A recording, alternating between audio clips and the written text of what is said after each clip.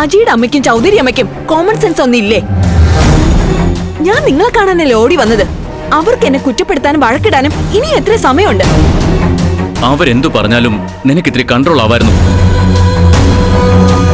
ഏതു തരം ദാഷ്ട്യത്തിന്റെ പേരിലാ ചൗധരി അമ്മ ഇവിടുന്ന് പുറത്തു പോകുന്നു നീ പറഞ്ഞത്?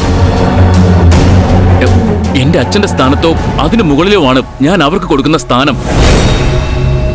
അവരുടെ മുഖത്ത് നോക്കി നീ അങ്ങനെ പറഞ്ഞപ്പോ ആക്ച്വലി അത് എന്റെ നെഞ്ചിലാ തറച്ചത്. അവർക്കത് എത്രമാത്രം ഹേർട്ട് ചെയ്തിട്ടുണ്ടാവുമെന്ന് നീ ആലോചിച്ചിട്ടുണ്ടോ? ഞാൻ പറഞ്ഞത് കേട്ട് അവർക്ക് ഹേർട്ട് ചെയ്തെങ്കിൽ നിങ്ങൾക്ക് വല്ലാതെ ഫീൽ ചെയ്തു അല്ലേ?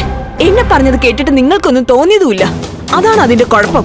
ഈ ഫാമിലിയായിട്ട് അഡ്ജസ്റ്റ് ചെയ്ത് പോകാൻ പറ്റില്ലെന്ന് വലത് കാല് വെച്ച് ഈ വീട്ടിൽ കയറിയ ദിവസം തന്നെ എനിക്ക് മനസ്സിലായതാ. എന്നിട്ടും അജി ഓർത്ത് മാത്രം ഞാൻ ക്ഷമിച്ചത്. ഇന്നിപ്പോ 10 വർഷമായിട്ട് ഞാൻ അത് എന്നെ സഹിച്ചോണ്ടിരിക്കുക. നീ എന്ത് സഹിച്ചു ഈ പറയുന്നത്? ഞാനിവിടെ വരുമ്പോഴല്ലേ നീ ഈ വീട്ടിൽ നിൽക്കാറുള്ളൂ. അല്ലാത്തപ്പോ നിനക്ക് തോന്നുമ്പോ കയറി വരും, തോന്നിയ പോലെ ഇറങ്ങിപ്പോവും അല്ലേ? അതിനൊക്കെ ഞാൻ തടസ്സം പറഞ്ഞിട്ടുണ്ടോ? നിനക്ക് ആവശ്യത്തിലധികം സ്വാതന്ത്ര്യം ഞാൻ തരുന്നില്ലേ? അജി ആരാ എനിക്ക് സ്വാതന്ത്ര്യം തരാൻ? നിങ്ങളുടെ പക്ഷത്താണോ എന്റെ സ്വാതന്ത്ര്യം ഇരിക്കുന്നത്? പല ഭർത്താക്കന്മാരും പറയുന്നത് കേൾക്കാം, ഞാൻ എന്റെ വൈഫിന് ആവശ്യത്തിനുള്ള ഫ്രീഡം കൊടുക്കുന്നുണ്ടെന്ന്. പറയുന്നത് കേട്ടതൊന്നും ഭാര്യയുടെ സ്വാതന്ത്ര്യം ഭർത്താവിന്റെ പോക്കറ്റിലാണെന്ന്. നന്ദേ, നിന്റെ വാചോടി നിർത്തുന്നുണ്ടോ? ഞാൻ പറയുന്നതൊന്നും നിങ്ങൾക്ക് ഡൈജസ്റ്റ് ആവില്ല. കാരണം ബേസിക്കലി അജിയും നല്ല ഒന്നാം തരം ഒരു ഓർത്തഡോക്സ് ഹസ്ബൻഡ് ആണ്.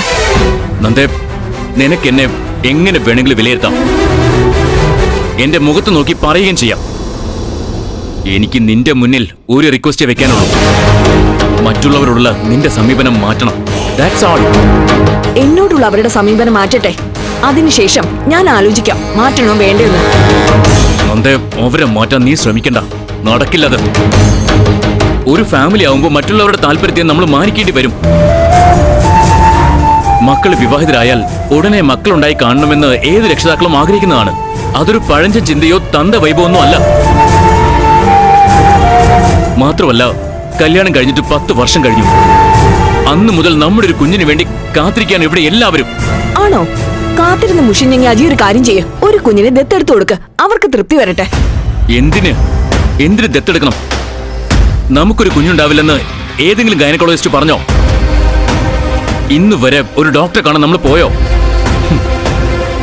പല വട്ടം ഞാൻ പറഞ്ഞിട്ടും ഡോക്ടറെ കാണാൻ നീ തയ്യാറായോ? എന്താ ഈ കാര്യം പറയുമ്പോ നിനക്കൊരു താല്പര്യമില്ലാത്തത്? ഒരു കുഞ്ഞു വേണ്ടെന്ന് നീ മനഃപൂർവ്വം തീരുമാനിച്ചെങ്കിൽ എനിക്കും ഒരു തീരുമാനമുണ്ട്. അതും നീ കേൾക്കേണ്ടി വരും. അത്ര തന്നെ.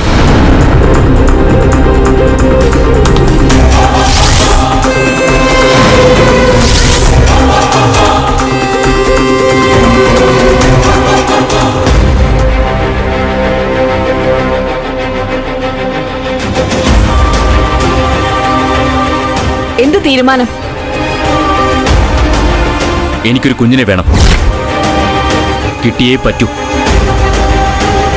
അതെ, നമ്മൾ ഇന്ന് തന്നെ ഒരു ഡോക്ടറെ കാണാൻ പോകുന്നു. നീ വേഗം റെഡിയാവാൻ നോക്ക്. സോറി.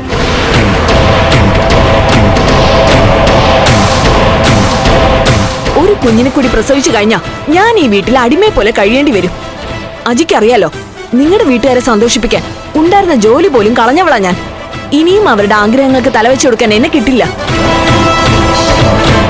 അതിന് ഇത് അവരുടെ മാത്രമല്ല, എന്റെയും കൂടി ആഗ്രഹമാണ്. ശരി, അത് സാധിക്കണമെങ്കിൽ എനിക്കൊരു കണ്ടീഷൻ ഉണ്ട്. അത് ചെയ്യാൻ അജി തയ്യാറാവോ? എന്ത് കണ്ടീഷൻ? നമുക്ക് ഈ വീട് വിട്ട് സെപ്പറേറ്റ് ആവണം. എന്താ പറ്റുമോ?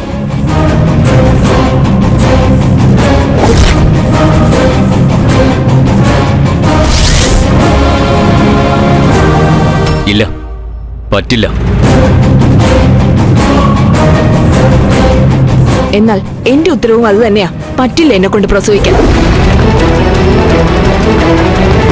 നിങ്ങൾ വേണമെങ്കിൽ ഇവിടുത്തെ അമ്മമാരുടെ അടിമയാവാൻ മറ്റൊരു പെണ്ണിനെ കെട്ടിക്കോ. ഈ അളകനന്ദ ഈ വീട്ടിൽ നിന്നിറങ്ങാൻ ഈ നിമിഷം റെഡിയാണ്. തീരുമാനം പറഞ്ഞാ മതി. ഫ്ലവേഴ്സ് സ്മാർട്ട് ഷോ ശനി ഞായർ ദിവസങ്ങളിൽ രാത്രി 9:30 ഫ്ലവേഴ്സിൽ.